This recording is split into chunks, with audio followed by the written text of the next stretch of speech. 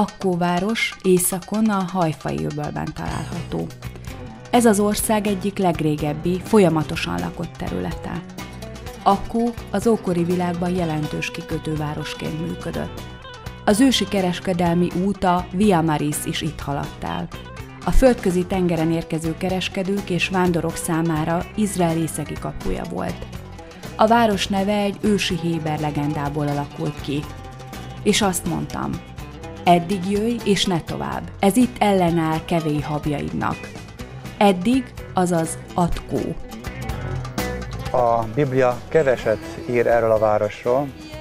A honfoglalás idején tudjuk, hogy kánaanita város volt, később a föníciaiak voltak, akik inkább gazdái voltak ennek a területnek, de lényeg az, hogy Izrael határában volt, hol az országon belül, hol az országon kívüli területnek számított. Később egyetlen helyen találkozunk még a Bibliában Akkó város jelentőségével. Ptolemaios nevű településről, városról tudunk, ahol Pál apostol megfordult. Éppen Európából hazatérve Jeruzsálembe, tengeri úton haladt itt el a közelben. Az az érdekes, hogy már ebben az időben is voltak keresztjének, akik Pált befogadták, szállást adtak neki, sőt egy darabon el is kísérték gyalogosan a következő állomására, az akkori Cézáreába. Nagyon érdekes Akkónak a története, hisz egymásra épülnek különböző kultúrák, különböző olyan területek, olyan rétegek, amelyek érdekes módon ma is megtalálhatók a városon belül. Egymásra épülnek ezek a kultúrák, van egészen a 3000 éves korból származó leletek, épp úgy, mint a 2000 évvel ezelőtti Jézus korabeli Izrael részletekként, és későbbiekben, különösen a keresztes háborúk idején nő meg ennek a városnak a jelentősége, hisz kiváló földrajzi elhelyezkedése miatt tengerparti kikötővé válik. A keresztes hadaknak nagy része ebben a kikötőben találnak biztonságos kiszállásra lehetőséget. A keresztes államnak a fővárosa is Akkó városa, úgyhogy kereskedelmi szempontból, aztán az utak kereszteződése miatt, a tengerpart közelsége miatt stratégiailag rendkívül fontos város. A város piaca egy igazi arab piac. A tenger gyümölcsei, a frissen halászott halak és rákok mind megtalálhatóak, és alkudni is lehet. Az óvárosban több étterem is van, ahol megkóstolhatjuk az izraeli, mediterrán vagy közel-keleti ételeket. És ha szimpatikusak vagyunk a tulajdonosnak, mert elég pénzt hagytunk ott, az ebéd végén még egy kávét is kapunk ajándékba.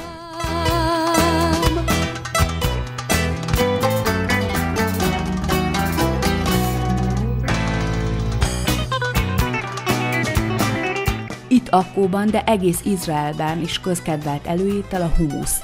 Csicseri borsóból, olívaolajból és fűszerekből készülő krémálagú étel.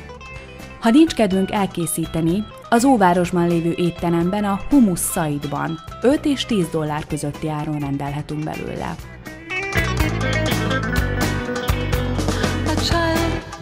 Ha a falak beszélni tudnának, elmesélnék azt a sok történetet, amit a földünk egyik legrégebbi, ma is lakott városában láttak.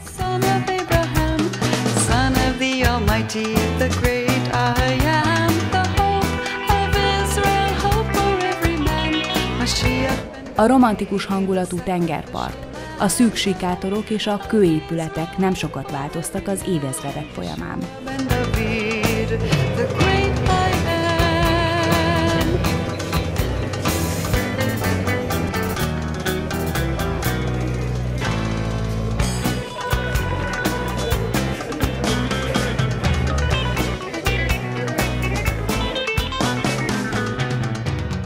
Olyan egyéniségek, olyan királyok is megfordultak itt, éppen a keresztes vitézek, keresztes hadseregek élén, mint oroszlán szívű Richárd, angol király, vagy Frigyes, francia fejedelem, sőt egészen Napóleonig igyekeztek ezt a területet meghódítani. Van egy magyar szál is, ami ide kötődik, nem messze a várostól kötött ki az a hajó, amin II. András királyunk is megfordult, keresztes vitézeknek vagy hadseregnek az élén, és itt a közelben vonultak el annak idején, és építkeztek aztán később a Kármel hegyén.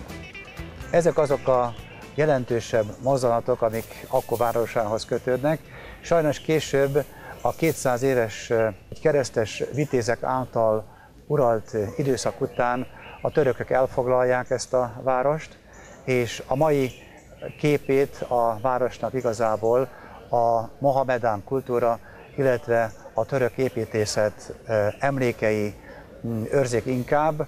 Különböző dzsámik, különböző minarettek itt a város környékén azt jelzik, hogy ma jelentős arab, illetve muzulmán település, ahol elsősorban Allah követői élnek. A müezzinek naponta ötször imádságra szólítják ennek a városnak a lakosságát, de vannak keresztények is, igaz, hogy kisebbségben, és reméljük, hogy egyszer majd talán többen is lesznek. Mögöttem a hullámzó tenger és a valamikori templomos lovagrendnek az építményei, templomai, illetve városfalai, amiknek a romjait itt látjuk mellettem és körülöttem.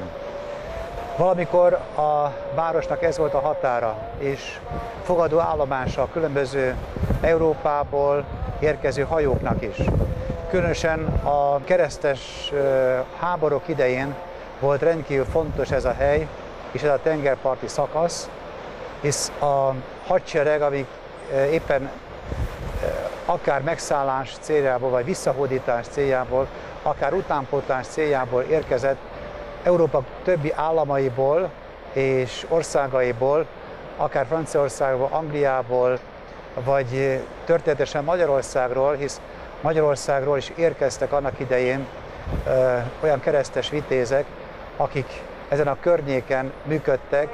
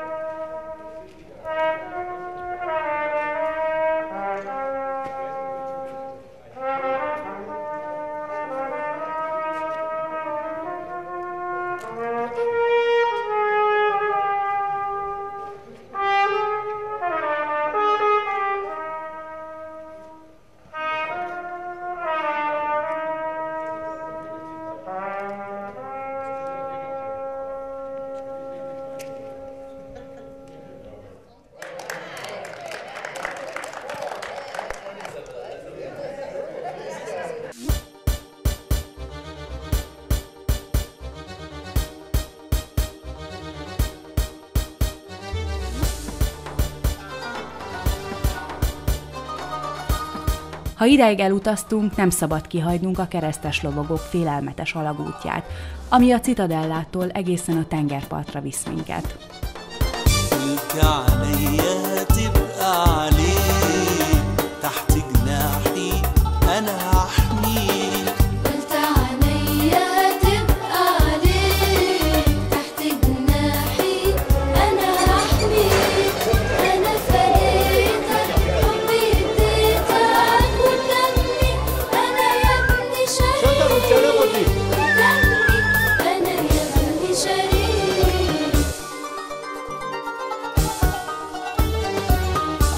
انت إله معروف بأمانتك، مش انت اللي بتنكر نفسك. انت إله معروف بأمانتك، مش انت اللي بتنكر نفسك. يوم الأزمة لاقيك بتجيني وبإيدك انت تنجيني. يوم الأزمة لاقيك بتجيني وبإيدك انت تنجيني. اسمعني قبل انا ما اندهلك، قلت عينيا هتبقى عليك. تحت جناحي انا هحميك. عينيا